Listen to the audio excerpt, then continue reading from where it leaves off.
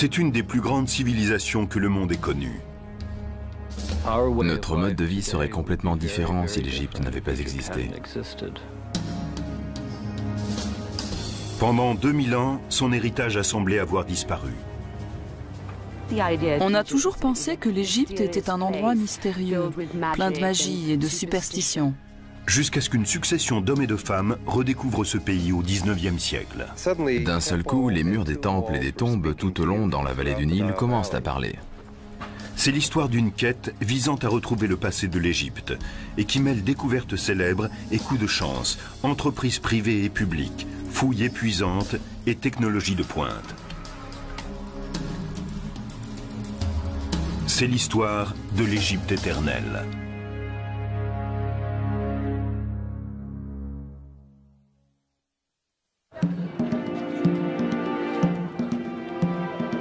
Le musée égyptien du Caire abrite quelques-uns des plus grands trésors de l'Antiquité. C'est un endroit fascinant à visiter. Ici, les autorités égyptiennes et des spécialistes de l'informatique ont uni leurs forces pour découvrir les secrets d'une civilisation.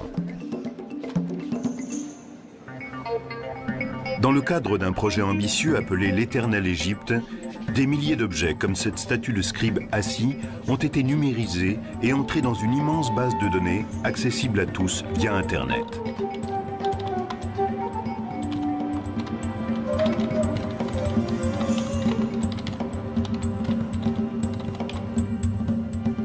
Tout comme l'égyptologie contemporaine, ce musée virtuel utilise les techniques les plus récentes. Mais le désir de percer les mystères, lui, ne date pas d'aujourd'hui.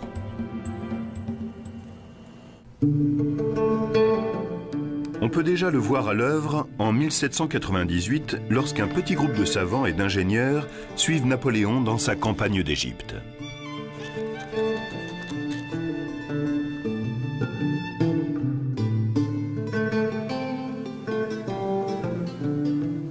Napoléon se rendait compte que pour gouverner l'Égypte, il devait en savoir le plus possible sur ce pays. Il a donc emmené avec lui des spécialistes pour qu'ils étudient l'architecture du Caire, les plantes, les vêtements et tout le reste.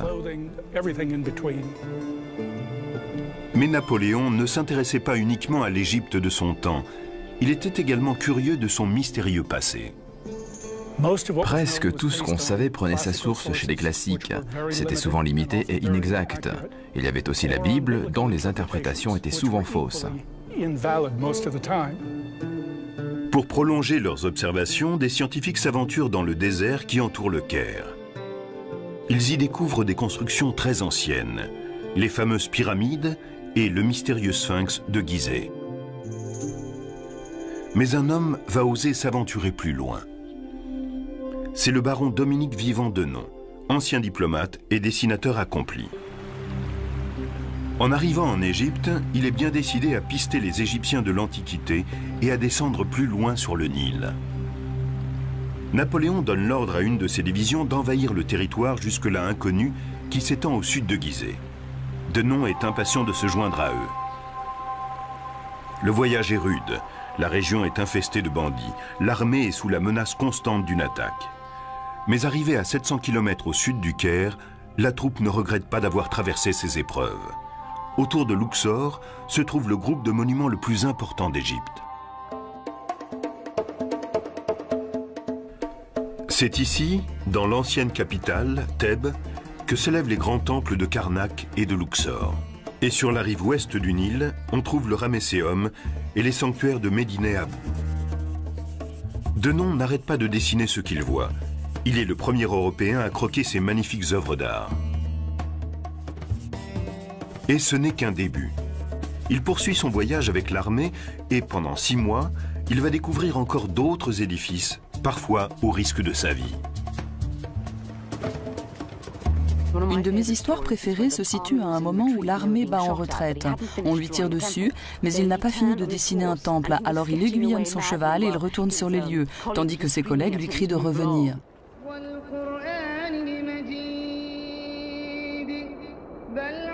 En juin 1799, Denon regagne le Caire, où une terrible surprise l'attend. La flotte britannique a vaincu les renforts français. L'expédition est un échec pour Napoléon. Le temps presse. L'empereur donne l'ordre aux savants qui restent sur place de continuer l'œuvre de Denon. Au cours des 2 années suivantes, cartographes, architectes, ingénieurs fouillent le pays et établissent une description de l'Égypte détaillée, héritage de l'expédition qui restera longtemps d'actualité. Voici la première édition de la description de l'Égypte publiée par le gouvernement français à la suite de la campagne de Napoléon en Égypte en 1798. Philippe Croom est le directeur de la bibliothèque de livres anciens de l'Université américaine du Caire. C'est une étape importante pour l'étude de ce pays. Cela n'avait jamais été fait auparavant. Il voulait vraiment apprendre le maximum de choses, le tout dans une perspective scientifique.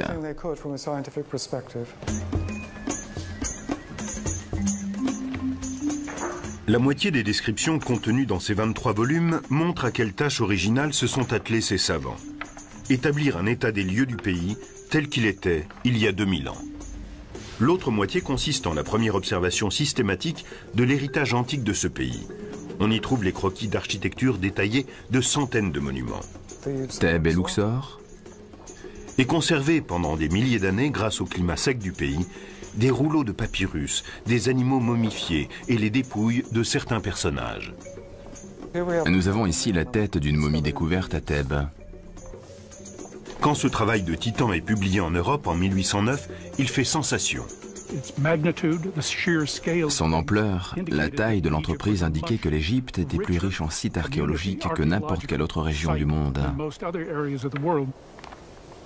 On tenait la preuve irréfutable que ce monde était beaucoup plus vieux et mystérieux qu'on le pensait jusque-là.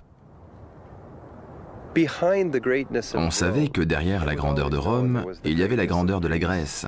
Et soudain, il apparaissait clairement que derrière la Grèce, il y avait l'Égypte. Mais l'ouvrage « Description de l'Égypte » a ses limites. Il y a 200 ans, l'archéologie en était à ses débuts. Personne n'était capable de lire les hiéroglyphes, cette écriture de l'Égypte ancienne. Les savants de Napoléon rassemblent des documents sur leurs étonnantes découvertes, mais ils ignorent tout des idées, des croyances et de l'histoire des gens qui ont créé ces merveilles. Heureusement, une stèle déterrée au fort de Rosette, sur la côte méditerranéenne de l'Égypte, va bientôt tout changer. Découverte par l'armée française en 1799, la pierre de Rosette porte des inscriptions en 3 langues différentes. Il y a des hiéroglyphes égyptiens, du démotique, une forme d'écriture utilisée au cours du second siècle avant Jésus-Christ, et du grec.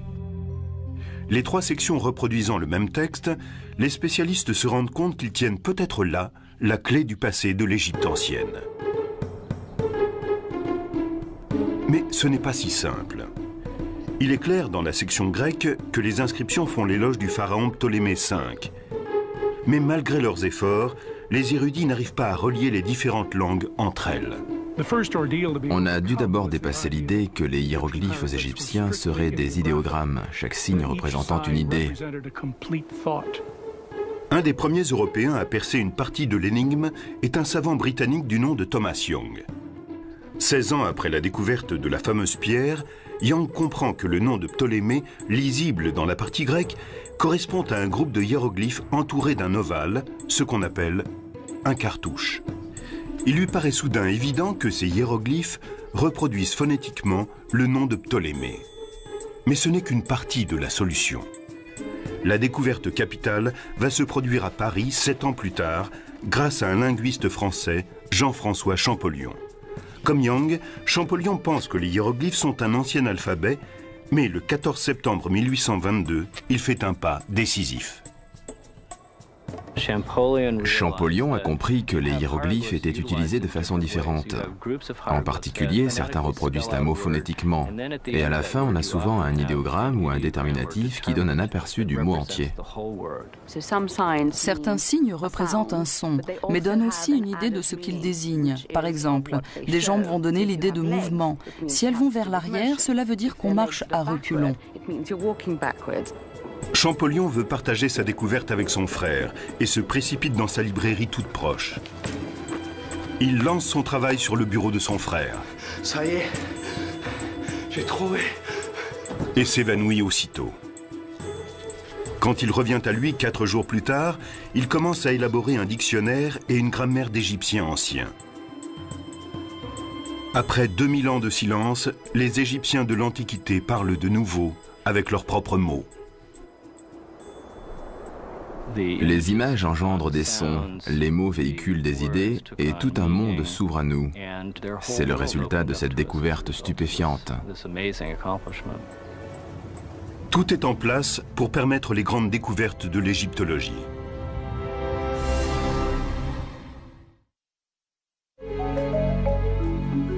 En naviguant parmi les milliers d'images numérisées du site Éternel Égypte, on comprend l'importance du déchiffrage des hiéroglyphes, car on les retrouve partout. Et pendant des siècles, on avait cru qu'il s'agissait de peintures primitives. Mais plus pour longtemps.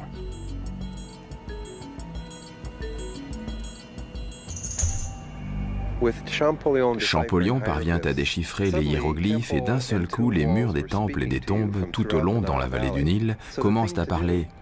Il fallait donc aller collecter toutes ces inscriptions. Parmi les hommes qui entreprennent ce voyage, on trouve un jeune savant anglais, John Gardner Wilkinson. Profitant de la paix relative qui suit le départ de l'armée française, Wilkinson visite les sites les plus fascinants de l'Égypte antique. Comme les érudits de Napoléon 20 ans plus tôt, il recopie à la main des milliers d'inscriptions. Mais alors que ceux-ci devaient se contenter de reproduire les hiéroglyphes, il peut les lire. On découvrait ce qui intéressait les Égyptiens, quelles étaient leurs préoccupations. On s'est aperçu tout à coup que leur vérité était très proche de la nôtre. Wilkinson fait part de ses découvertes dans un ouvrage qu'il publie à son retour. À l'aide de détails frappants, il tente pour la première fois de reconstruire la vie quotidienne des anciens Égyptiens, leur organisation sociale, leurs croyances religieuses et leur histoire politique. On compte 3 grands royaumes, l'Ancien, le Moyen et le Nouveau. Mais les épigraphes comme Wilkinson ne sont pas les seuls Européens à sillonner le pays.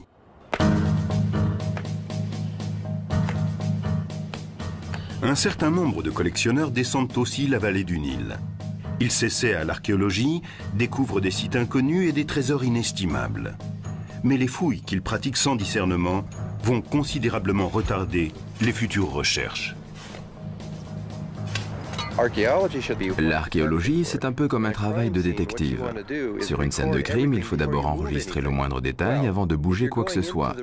Si vous entrez dans une pièce simplement pour en emporter des objets et des pans de mur, vous détruisez l'histoire que la pièce pourrait vous confier, que le contexte pourrait vous raconter.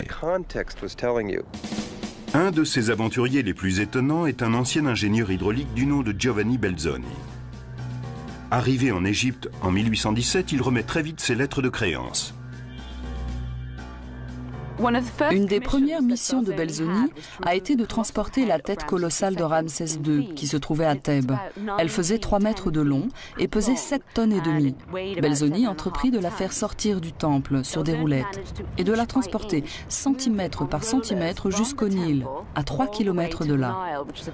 Aujourd'hui, cette tête est une des plus belles pièces du British Museum. Mais Belzoni n'était pas seulement un chasseur de trésors. Désireux d'en savoir plus sur les Égyptiens de l'Antiquité, il pénètre dans la seconde des grandes pyramides de Gizeh. Il est l'un des premiers à traverser les rapides à Assouan et à entrer dans le magnifique temple de Ramsès le Grand à Abou Simbel. Mais c'est à son retour à Luxor qu'il fait sa découverte la plus étonnante. Entre les collines de l'autre côté du fleuve, les pharaons égyptiens du Nouvel Empire ont bâti leurs tombes. Belzoni découvre que plusieurs d'entre elles ont déjà été pillées à des périodes plus anciennes. Mais il est convaincu qu'il en reste d'autres. Il place un peu partout dans la vallée des rois ses ouvriers égyptiens qui découvrent bientôt 5 tombes creusées dans la pierre. Et le 18 octobre 1817, il pénètre dans la tombe numéro 6. C'est peut-être le moment le plus intense de la vie de Belzoni quand il entre dans ses chambres funéraires. Kent Weeks est un égyptologue qui fait autorité dans le domaine des tombes antiques. Ce n'est pas uniquement une des plus grandes découvertes de Belzoni, c'est une des plus grandes découvertes qui ait jamais été faite dans la vallée des rois. Sans le savoir, Belzoni a découvert la tombe du père de Ramsès le Grand, le pharaon bâtisseur d'empire, Séti Ier. Seti était un dirigeant très puissant. Son importance ne se mesure pas uniquement à la taille de sa tombe, mais à certains changements subtils dans les textes religieux. Ici, par exemple, nous trouvons des images d'étrangers comme s'il voulait dire « L'Égypte sous mon règne est devenue un grand empire qui couvre le monde. Nos dieux contrôlent non seulement ce qui se passe dans la vallée du Nil, mais ce qui se passe dans le monde entier. » À 135 mètres derrière la façade du temple, Belzoni découvre finalement la chambre funéraire de Seti. Ce plafond qui présente la vision égyptienne des cieux est ce qui a été peint de plus beau dans le Nouvel Empire. Cette tombe aussi a été dévalisée, mais les pillards ont laissé un trésor derrière eux. Un sarcophage superbement orné en albâtre translucide. Bien sûr, Belzoni l'a ramené en Angleterre et il s'est retrouvé au Soames Museum où il est exposé dans un coin sombre du sous-sol. C'est une fin plutôt triste pour un des objets peut-être les plus exceptionnels au monde. De retour en Angleterre, Belzoni loue une salle d'exposition à Londres pour partager ses autres découvertes avec un public fasciné. Belzoni était un homme de spectacle. Il a copié certaines parties de la tombe de Seti et les a assemblées, si bien que les visiteurs avaient l'impression de traverser la chambre funéraire du pharaon et de découvrir l'art égyptien de façon très intime. Cette exposition, le retentissement de l'ouvrage « Description de l'Égypte » et les conclusions des premiers épigraphes transforment la curiosité envers les anciens Égyptiens en véritable égyptomanie. C'est devenu une passion. Tout le monde se devait d'avoir chez soi des objets égyptiens. Il était même de bon ton d'avoir une salle égyptienne décorée dans le style des tombeaux. Et bien sûr, le commerce des antiquités a connu un développement sans précédent. Le marché des antiquités se développe pendant une trentaine d'années, jusqu'à ce que des archéologues éclairés tentent d'y mettre fin. L'un d'entre eux est l'ancien conservateur Auguste Mariette. Mariette estimait que les monuments anciens devaient être laissés en l'état sur les sites. Et s'ils devaient être exportés, il fallait au moins relever la façon dont ils étaient insérés dans leur contexte, avant de les en arracher. Au début, Mariette est impuissant. Et puis, en 1851, la chance tourne avec une découverte faite par hasard. En explorant l'immense nécropole de Saqqara au sud de Gizeh, il remarque la tête d'un petit sphinx qui dépasse du sable. Cela lui rappelle l'avenue des Sphinx qui menait à la nécropole du légendaire taureau Apis. Les Égyptiens de l'Antiquité ont vénéré ces animaux sacrés pendant des millénaires. La découverte de ces tombes se révèle être d'une extrême importance. Mariette creuse pendant une année et son entêtement se révèle finalement payant. Mariette est arrivée devant une porte en grès qui était scellée. Il l'a enfoncée et est entré. L'égyptologue Salima Ikram est une spécialiste des pratiques funéraires de l'Égypte antique. Après avoir enfoncé la porte, Mariette a découvert une quantité de stylés en calcaire gravés par des rois, des roturiers, des tas de gens, et tout était dédié au taureau Apis. Après avoir passé l'entrée, Mariette se retrouve dans des galeries creusées dans le roc sur des kilomètres. Il découvre des chambres secondaires qui renferment des merveilles, comme d'énormes sarcophages de granit de plus de 80 tonnes chacun. On peut lire ici Apis, le fils bien-aimé d'Osiris qui lui donne la vie, l'éternité et la prospérité à jamais. À l'intérieur d'un de ces immenses cercueils, Mariette découvre les restes d'un taureau momifié enseveli au cours du règne de Ramsès le Grand. Cette découverte fait sensation et lui vaut bientôt d'être nommé à la tête du service des antiquités égyptiennes.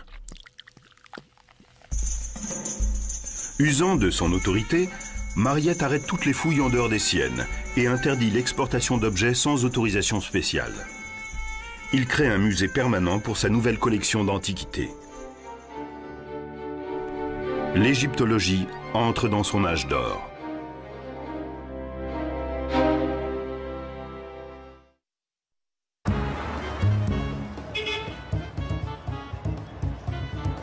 Situé au cœur même du Caire, le musée égyptien attire aujourd'hui plus de 6 millions de visiteurs par an. Un guide numérique permet aux visiteurs de consulter l'immense base de données sur l'Égypte éternelle, tout en admirant de nombreux objets d'une grande beauté. Cette façon de les regarder non comme des œuvres d'art, mais comme le témoignage d'une civilisation antique, a débuté à la fin du XIXe siècle grâce à la grande romancière anglaise Amelia Edwards.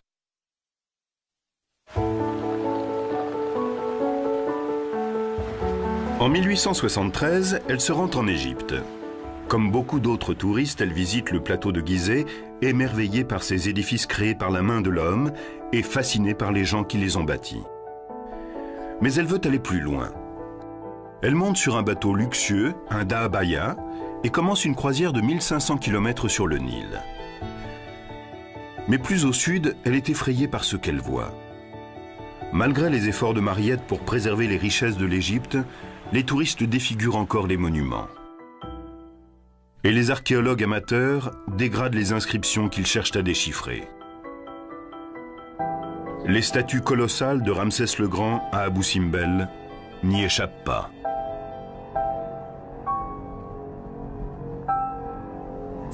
Quelqu'un a fait un moulage en plâtre du visage de Ramsès et a laissé des traces blanches de plâtre derrière lui.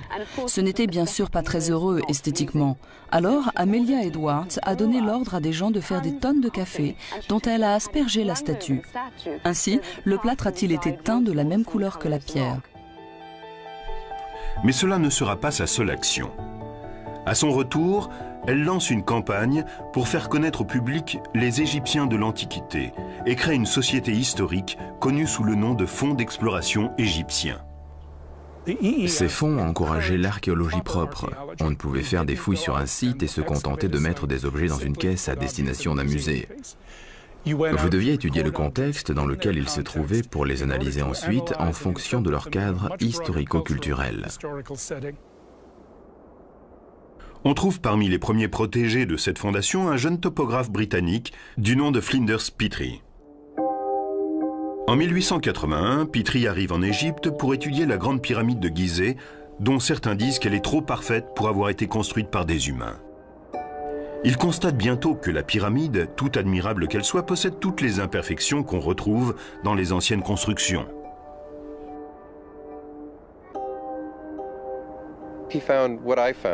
Il a vu ce que j'ai découvert, moi aussi, quand je suis arrivé à Gizeh, avec mes idées New Age. La pyramide est un édifice créé par les hommes. Il n'a pas pu trouver d'empreintes digitales divines, mais humaines, ainsi que les traces de leurs outils et de leurs déjections.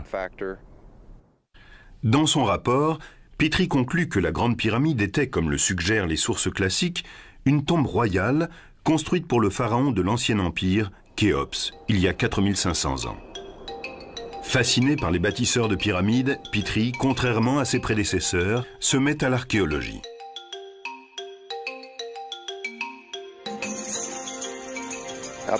Jusque-là, les égyptologues s'étaient concentrés sur les inscriptions qu'ils trouvaient sur les temples et les pyramides.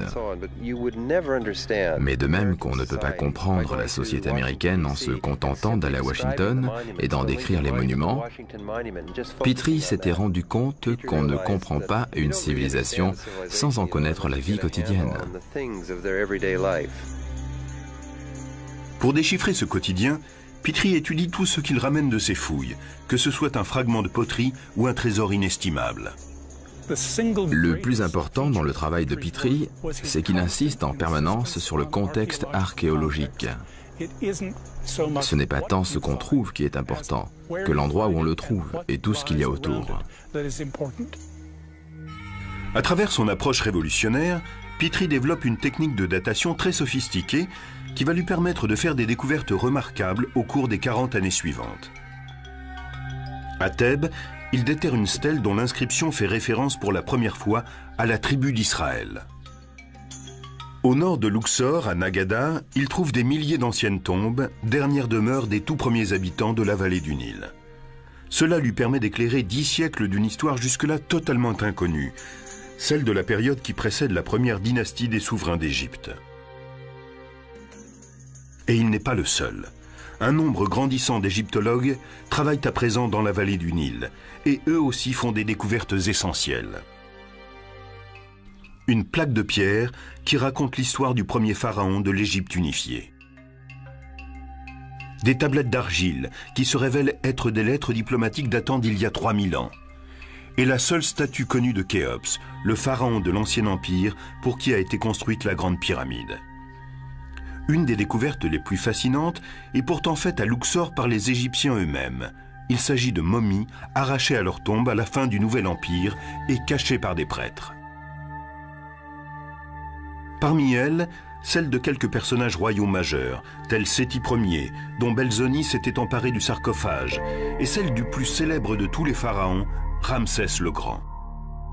Tout à coup, ces rois puissants ne sont plus seulement des noms, ils ont des visages.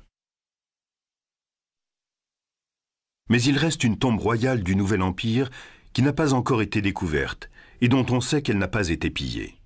Il faut se contenter d'imaginer les richesses qu'elle contient jusqu'en novembre 1922, quand Howard Carter effectue une des plus grandes découvertes de l'histoire de l'égyptologie. Carter, qui a débuté sous les ordres de Flinders Petrie, étudie la vallée des rois durant 5 ans avant de faire sa célèbre découverte. Quelques marches taillées dans le roc mènent à un passage encombré de gravats qui se termine par un mur scellé du sceau d'un pharaon du Nouvel Empire, jusque-là peu connu, Toutankhamon. Carter dégage quelques pierres. Il entrevoit une lumière à travers cette ouverture et pénètre à l'intérieur de la chambre. Comme Belzoni, 180 ans avant lui, Carter vit une expérience exceptionnelle. Il est le premier à pénétrer dans cette tombe depuis des millénaires. C'est un témoignage unique, inviolé depuis 3500 ans, sur la sophistication de la cour des rois égyptiens. Parmi 5000 objets, il trouve un chariot en pièces détachées, au centre duquel se trouve un mannequin de la taille d'un homme. De vastes couches en or, en forme d'animaux, utilisées au cours des funérailles de Toutankhamon. Un trône plaqué d'or, merveilleusement décoré. Et une galerie gardée par 2 statues du défunt roi. À l'intérieur de cette galerie, Carter découvre 4 grands catafalques dans lesquels reposent 3 sarcophages, dont un en or massif, où reposent les restes momifiés du pharaon. Les trésors de la tombe, les magnifiques ornements, l'omniprésence de l'or captivent l'imagination populaire. Comme lors de la découverte de celle de Séti Ier par Belzoni, le public se passionne pour l'égyptologie. Cette discipline devient bientôt un des domaines les mieux subventionnés de l'archéologie. C'est un moment important de l'histoire de notre discipline. Mais la découverte de la tombe de Toutankhamon n'est que le début d'une série de révélations qui va survenir au cours des années suivantes.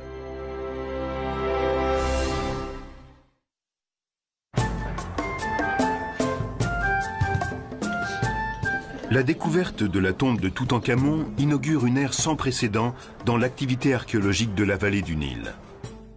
Un événement important a bientôt lieu en 1939 près de la ville de Tanis, située dans le delta du Nil.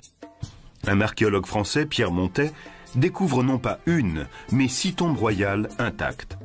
Elles contiennent les trésors fabuleux de plusieurs pharaons de l'ancienne Égypte. Mais cette découverte est éclipsée par les conflits qui déchirent le monde.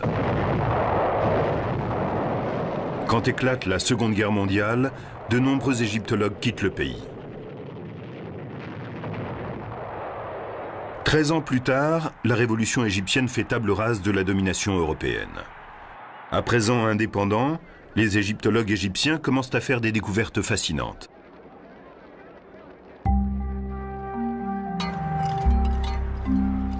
L'une des plus étonnantes a lieu à l'ombre de la grande pyramide de Gizeh, quand un inspecteur des antiquités égyptiennes, Kamal el-Malak, retrouve cette barque en bois vieille de 4500 ans qui appartenait au pharaon Khéops.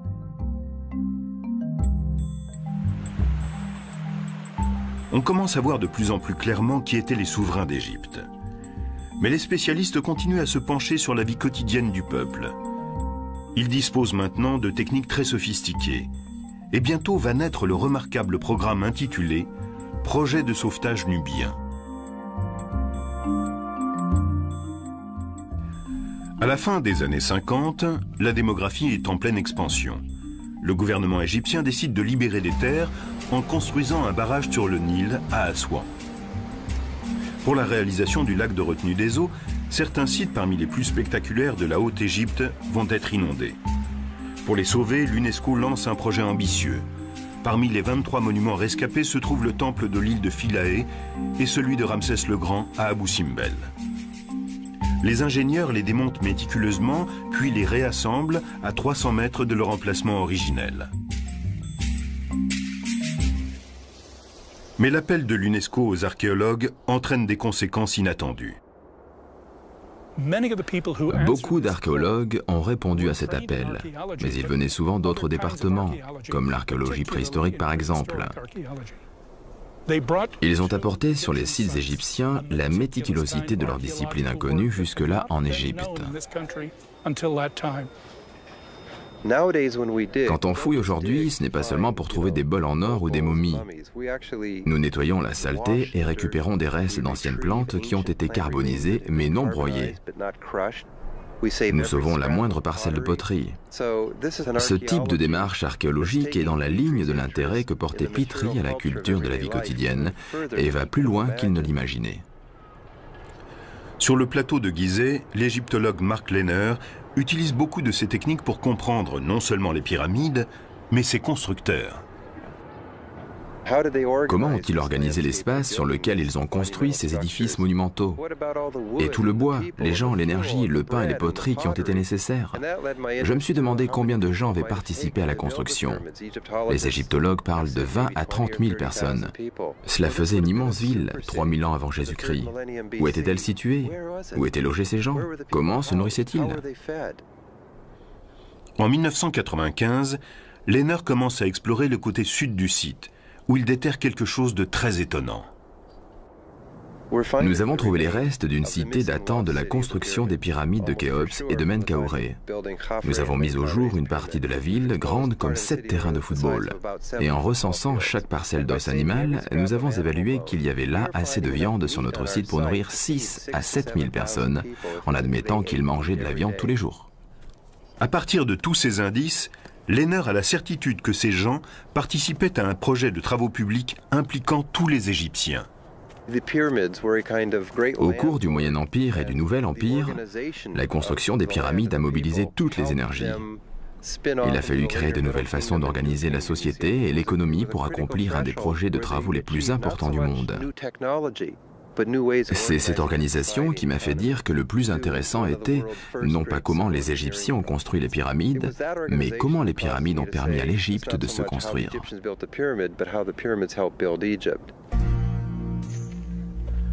Pendant ce temps, le directeur du service des Antiquités, l'Égyptien Zahi Hawass, effectue des fouilles dans un site tout proche. Depuis des années, il soupçonne la présence d'une nécropole de l'Ancien Empire. Les premières fouilles ne mènent à rien. Puis, en 1990, un terrible accident va tout changer. Une Américaine galopait par là quand son cheval a posé la patte dans un trou au-dessus de la première tombe. On m'en a informé, et quand je suis venu, j'ai dit « Ça y est, on tenait les tombes des constructeurs des pyramides ». Après 15 années de fouilles, Zahi Hawass déterre plus de 600 squelettes et pose un visage humain sur ces ouvriers de l'Antiquité. L'étude des squelettes nous a permis d'établir que la taille moyenne d'un Égyptien de l'Antiquité était de 1,60 m à 1,85 m. Les hommes comme les femmes avaient le dos déformé car ils portaient de lourdes charges. Ils mouraient jeunes, vers 30-35 ans. La nécropole contredit l'idée selon laquelle seuls les pharaons étaient enterrés dans des pyramides. Cette tombe nous a fourni de nombreux renseignements. Nous savons que dans l'Ancien Empire, la forme pyramidale était liée au roi et à la reine. Mais nous avons découvert qu'ici, la pyramide était destinée à tous. Voici l'une d'entre elles. Les gens étaient ensevelis sous la pyramide, comme dans une pyramide royale. Si on compare avec la pyramide de Khéops, on voit que celle du roi est en grès et celle des ouvriers en briques de terre. Le plateau de Gizeh n'est pas seul à nous livrer ses secrets. Dans le delta du Nil, à Tel el-Daba, l'archéologue australien Manfred Bitak découvre des fragments d'immenses peintures murales identiques à celles des Minoens de Crète, ce qui tendrait à montrer que les cultures de l'Antiquité avaient plus de contacts qu'on ne le croyait jusqu'alors.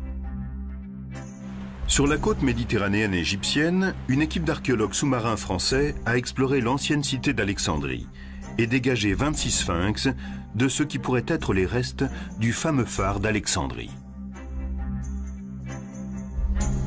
Mais même la vallée des rois offre aujourd'hui encore des surprises. À la fin des années 80, Kent Weeks travaille à l'établissement d'une carte archéologique détaillée de la vallée quand il se dit qu'il doit manquer une tombe. Nous avons redécouvert la KV5 en 1989. L'escalier que j'ai descendu était obstrué par 4 mètres de gravats. À l'intérieur de la galerie, Weeks trouve une inscription mystérieuse. Il s'agissait en fait du nom et des titres du fils aîné de Ramsès II, un jeune homme du nom de Hirkopchef. Et sur les murs, encore des noms et des titres. Ici, celui d'un autre fils de Ramsès, appelé lui aussi Ramsès, et que nous avons renommé Ramsès Junior.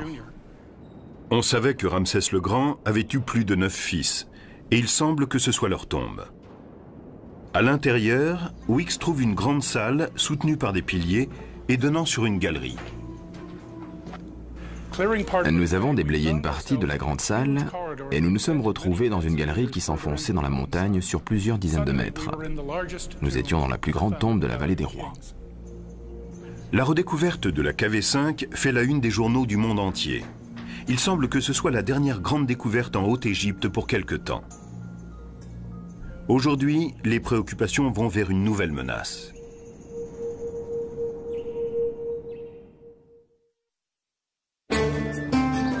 Au cours des 200 dernières années, on a assisté à des avancées stupéfiantes dans la connaissance des Égyptiens de l'Antiquité. Leurs monuments ont été fouillés, leur langage déchiffré, leur religion et leur système politique analysés. Nous avons maintenant une vision précise de cette ancienne civilisation et de ce qu'elle nous a légué.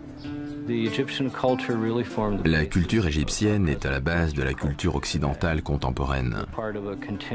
Nous sommes leurs descendants. Personne ne doute qu'il y ait encore beaucoup à découvrir. Mais pour l'instant, les égyptologues se consacrent à la préservation plus qu'aux fouilles. Les Égyptiens ont construit leur temple en pierre. Ils pensaient logiquement qu'il serait éternel. Mais nous avons découvert récemment que ce matériau peut aussi être très fragile. Dans toute l'Égypte, les édifices que le désert a protégés pendant 3000 ans tombent en ruine à cause de la pollution industrielle, de l'irrigation excessive, de l'accroissement de la population et du tourisme de masse. Le tourisme de masse est nocif pour les monuments égyptiens. Quelqu'un qui entre dans la grande pyramide y apporte 20 grammes d'eau contenant du sel. Si 5000 personnes par jour entrent dans une tombe royale, que se passera-t-il au bout de 10 ans ? C'est un des grands défis de l'Égypte. Comment trouver un équilibre entre l'ancien et le nouveau? Nous allons perdre ces précieux monuments si nous ne faisons rien. Pour sortir de cette crise, le gouvernement égyptien a mis en place une nouvelle gestion des sites anciens. Il a limité les fouilles au sud du delta du Nil. Il privilégie les projets de documentation et de conservation, comme l'étude épigraphique de Luxor, dirigée par l'égyptologue Ray Johnson.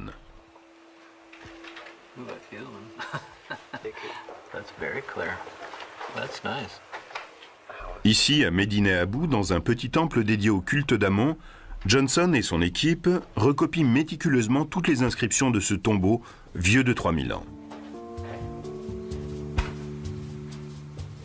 Le but est d'avoir un relevé aussi précis que possible, qui remplacera le monument si nécessaire. Sur les traces de John Gardner Wilkinson, mais avec des outils beaucoup plus sophistiqués, une équipe de photographes prend des images grand format qui vont servir de base à des peintures très détaillées.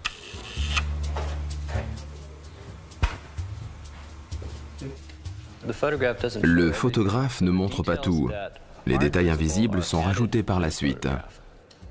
À la Chicago House de Luxor, les dessins au crayon sont ancrés avant d'être immergés dans des bains d'iodine qui dissolvent la photo mais laissent le tracé de l'encre.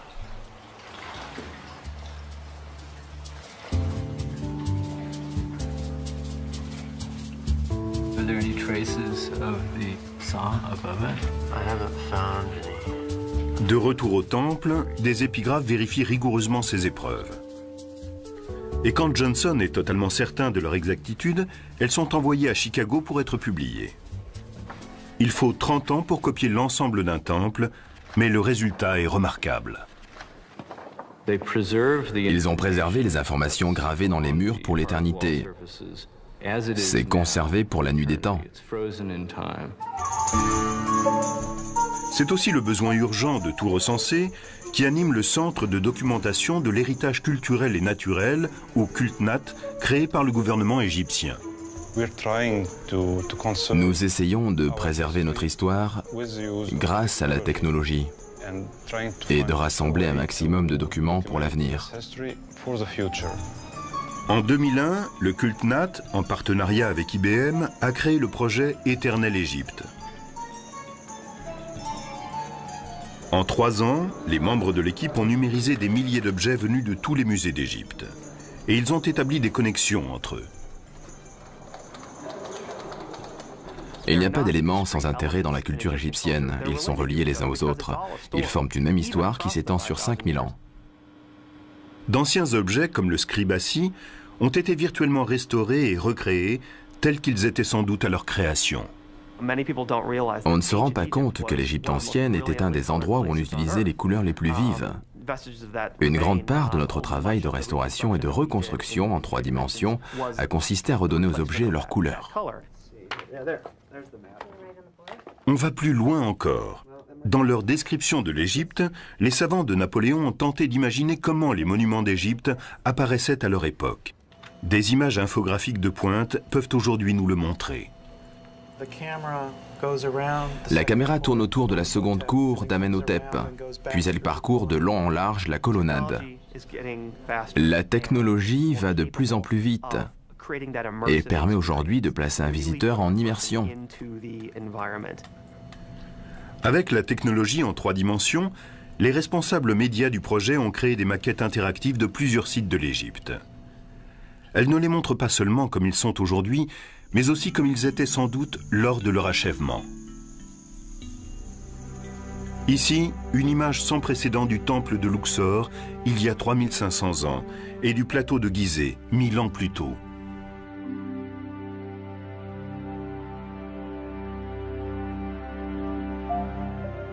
Mais le cœur du projet, c'est le résultat des recherches de ces 2 derniers siècles. Une image vivante d'un peuple de l'Antiquité, à travers ses écrits, ses monuments et ses objets. Depuis 2004, ce projet peut être consulté au musée égyptien à travers des guides numériques, des téléphones reliés à des bases de données et via Internet sur le site eternalegypte.org. Le projet ne s'est jamais achevé. Nous avons tenté de construire une infrastructure assez souple pour pouvoir accepter de nouvelles données, de nouveaux objets, de nouveaux personnages, de nouveaux sites et pour inclure de nouveaux modes de connexion. Il s'agit de créer une nouvelle pensée, un nouveau contexte entre tout cela. Et pendant ce temps, on continue les recherches sur cette fascinante civilisation. En 1995, on avait retrouvé 67 chambres funéraires. Aujourd'hui, on en est à 120. Pendant combien de temps fouillera-t-on encore? Je n'en sais rien. Mais à ce rythme, il faudra encore 2 ou 3 générations pour venir à bout de la KV5. Ma prochaine étape sera de me consacrer aux sites urbains que nous avons découverts. Cela demande plus qu'une vie d'homme. Nous n'arriverons pas au bout. Nous voulons sauver certaines choses pour les archéologues du futur, qui disposeront de techniques encore plus avancées, qui sont aujourd'hui inimaginables. Aujourd'hui, nous savons tous que le passé de l'Égypte est notre passé à tous. Nous lui devons beaucoup.